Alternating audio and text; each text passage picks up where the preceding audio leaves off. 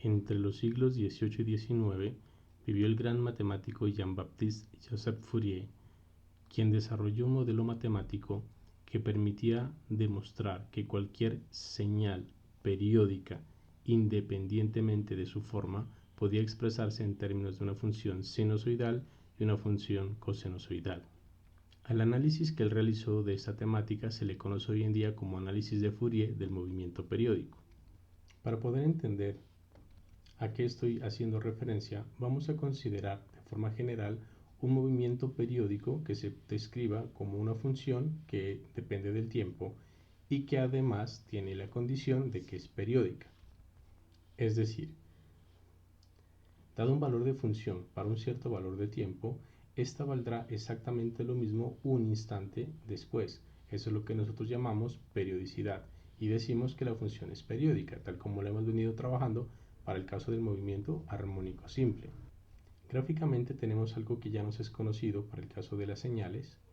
Mire que si yo tengo una función x que depende del tiempo, pero que su forma no es necesariamente armónica, puede tener cualquier forma arbitraria, la idea es que esta función se repita periódicamente cada cierto intervalo de tiempo, y sabemos que ese intervalo de tiempo nosotros lo llamamos el periodo. Para que entendamos mejor esto, consideremos por ejemplo lo siguiente. Suponga que yo tengo una función x que depende del tiempo, pero no armónicamente. Mire que es una función que la estoy considerando en términos de la suma de dos funciones armónicas, en la que la primera función tiene una frecuencia omega y una amplitud determinada. La segunda función tiene una amplitud diferente, una frecuencia diferente, pero estamos poniéndole la condición de que la frecuencia de la segunda función es el doble de la primera. Indudablemente, dada la forma de esta función y el hecho de que las amplitudes y las frecuencias son diferentes, entonces vamos a deducir de que esta función para nada es armónica, pero sí es periódica.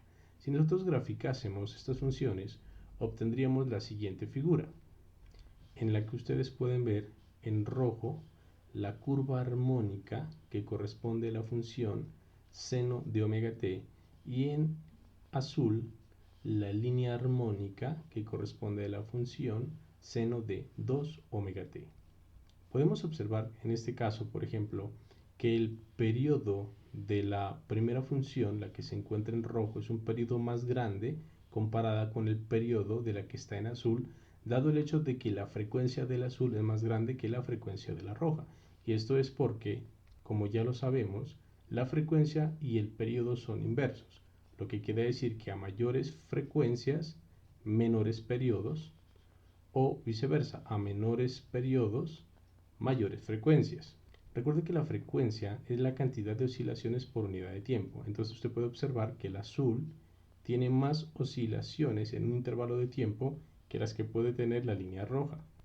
Y para este caso, que estamos tomando como ejemplo, mire que para la línea roja, que es nuestra función principal, que en el análisis de Fourier le llamamos el primer armónico, su periodo es 2pi sobre omega. Como la frecuencia de la otra función es el doble de la primera, cuando hacemos el mismo cálculo del periodo sería 2pi sobre omega prima, pero como omega prima es 2 veces omega, cuando yo lo introduzco aquí para dividir, este 2 cancela este 2 y queda simplemente pi sobre omega, el periodo de la segunda señal. Pero observe que pi sobre omega, este valor que tenemos aquí, es la mitad de este valor que tenemos acá. Por ende, t' será la mitad de t, que es lo que nosotros estamos mirando en nuestra figura. T' es la mitad del periodo, o sea que para frecuencias grandes, esta que tiene el doble tendría la mitad del periodo.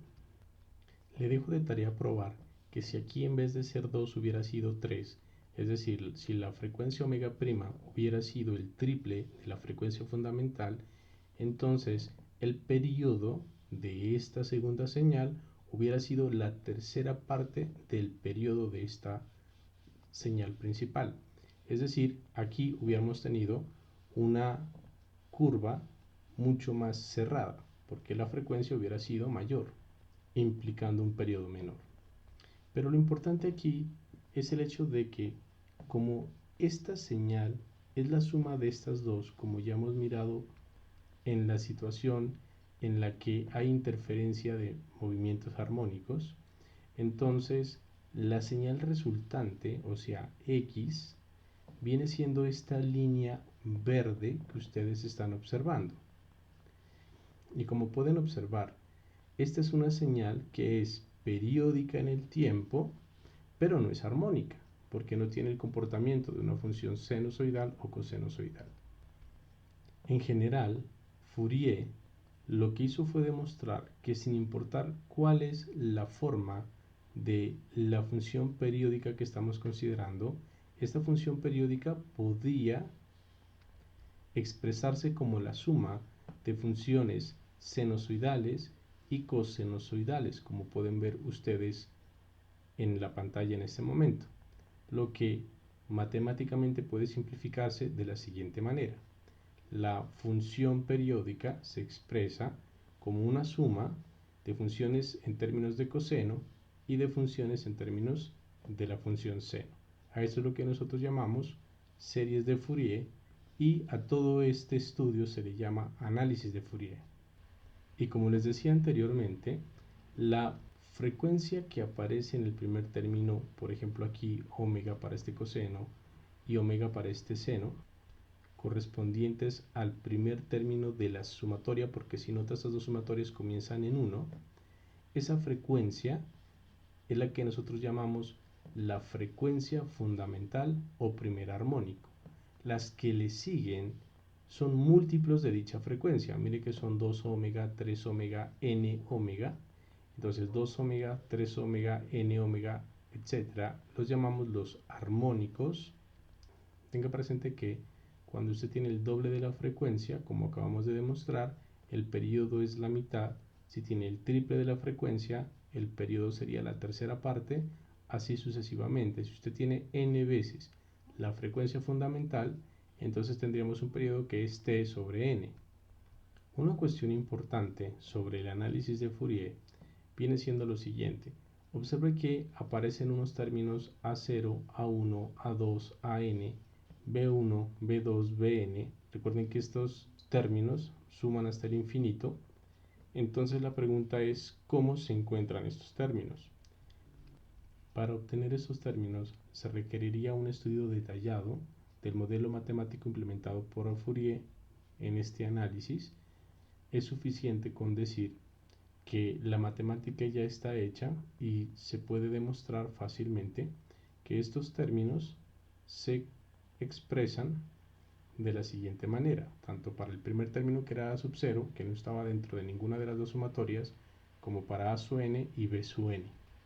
Vamos a realizar un par de ejemplos. Me piden demostrar la ecuación 2. Entonces, vamos a proceder para el cálculo correspondiente. Para ello vamos a hacer uso de la ecuación de Fourier, la cual tenemos aquí, y la voy a reescribir nuevamente aquí abajo, que es donde me están proponiendo el ejercicio y la demostración respectiva. Para poder hacer el cálculo, entonces, habiendo reescrito esta ecuación, lo que voy a proceder es a multiplicar a ambos lados de la igualdad por coseno de n omega t.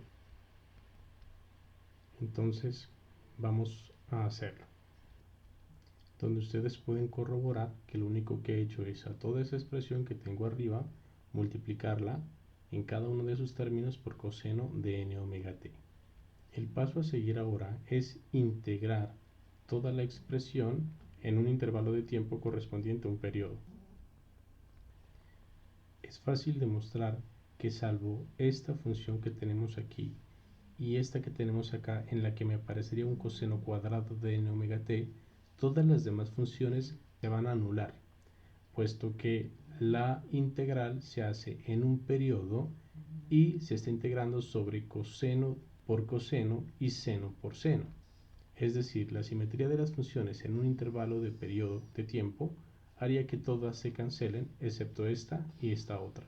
Tendríamos entonces, por lo tanto, que f de t por coseno de n omega t por dt es igual a sub n por coseno cuadrado de n omega t por dt, evidentemente las integrales.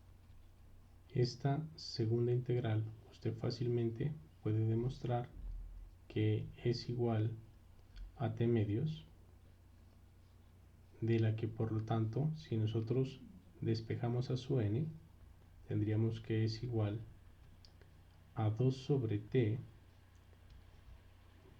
por la integral desde 0 hasta t de f de t coseno de n omega t por dt, que es el parámetro que estábamos esperando obtener, y es la ecuación número 2. Otro ejemplo que podemos considerar es este que ven en pantalla, al que nosotros lo llamamos una señal cuadrada. La idea entonces es aproximar matemáticamente, mediante un análisis de Fourier, esta señal por medio de funciones sinusoidales. La matemática de este ejercicio evidentemente yo no la voy a realizar porque no hace parte de lo que compete a este curso, ni tampoco el nivel matemático que él requiere, mas sin embargo sí puedo dar una explicación de cuál sería la idea de la implementación del análisis de Fourier en esta situación. Para poder representar esta señal por medio de funciones armónicas, de acuerdo a lo que acabamos de mirar, pues requeriríamos una infinita cantidad de esas funciones para poder tener la representación lo más fiel posible. Entonces, por ejemplo, si nosotros quisiéramos aproximar esta señal por medio de una función armónica, lo más que tendríamos sería esto, la que, como pueden observar, tiene la periodicidad, tiene el mismo periodo, pero no se parecen en nada. Entonces, evidentemente, una sola función armónica no es suficiente para poder expresar esta señal. ¿Qué pasaría si ahora consideramos 3? Con 3 obtendríamos lo siguiente.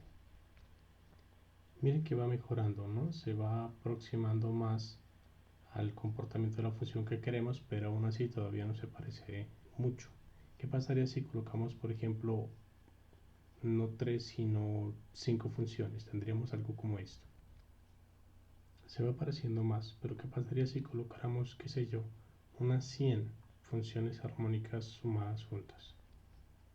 Es decir, lo que vemos por lo tanto es que entre más funciones periódicas nosotros sumemos, más se va a parecer la señal que tenemos por el análisis de Fourier a la señal original. Evidentemente, para que fuera exactamente la señal original, deberíamos tener infinitas funciones de Fourier, pero a la larga, con una apreciable cantidad de funciones, no necesariamente infinitas, pero sí cuantificables, se puede tener una señal muy fiel a la original.